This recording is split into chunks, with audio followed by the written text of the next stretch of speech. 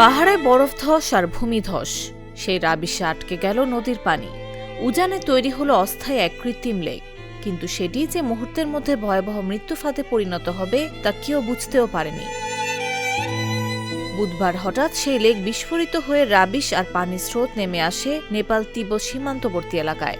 এতে এখন পর্যন্ত শতাধিক মানুষের মৃত্যুর খবর পাওয়া গেছে, নিখোঁজ আরও 4 শতাধিক। পাহাড় থেকে নেমে আসা বরফ আর রাবিশ আটকে দিয়েছিল নদীর স্বাভাবিক প্রবাহ, ফলে উজানে জমতে থাকে পানি। ধীরে ধীরে সেখানে তৈরি হয় অস্থায়ী একটি লেক। বাইরে থেকে যা হয়তো স্বাভাবিক কোনো জলাধারের মতোই মনে হচ্ছিল, কিন্তু এর নিচে জমছিল ভয়াবহ বিপদ।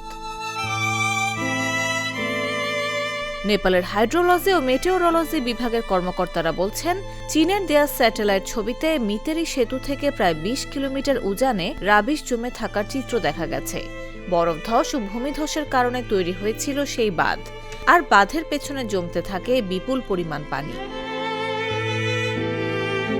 বন্যা পূর্বাভাস বিভাগের প্রধান বিনোদ পারাজুলির ভাষ্য, অস্থায়ী লেক তৈরির আগের ও পরের স্যাটেলাইট ছবি বিশ্লেষণ করে তারা বিষয়টি নিশ্চিত হয়েছেন, কিন্তু সেই লেক বেশিক্ষণ স্থায়ী হয়নি। বুধবার হঠাৎ সেটি বিস্ফোরিত হলে একসঙ্গে নেমে আসে জমে থাকা পানি আর পাহাড়ের রাবিশ। আর এখানে ভয়াবহ হয়ে ওঠে পরিস্থিতি।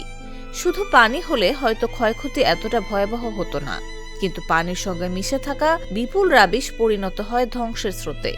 মুহূর্তে ভেসে যায় নিচের জনপদ ও স্থাপনা, প্রাণ হারান শতাধিক মানুষ, এখনও নিখোঁজ 4 শতাধিক। এর আগে কাঠমান্ডু বিশ্ববিদ্যালয়ের এক অধ্যাপকও নদীতে বরফ ধসের কারণে পানি আটকে যাওয়ার কথা জানিয়েছিলেন। তার ধারণা, তিব্বতে সংঘটিত ভূমিকম্প আকস্মিকভাবে সেই পানি নেমে আসার পেছনে ভূমিকা রাখতে পারে। নিউজ ডেস্ক, জাগো নিউজ।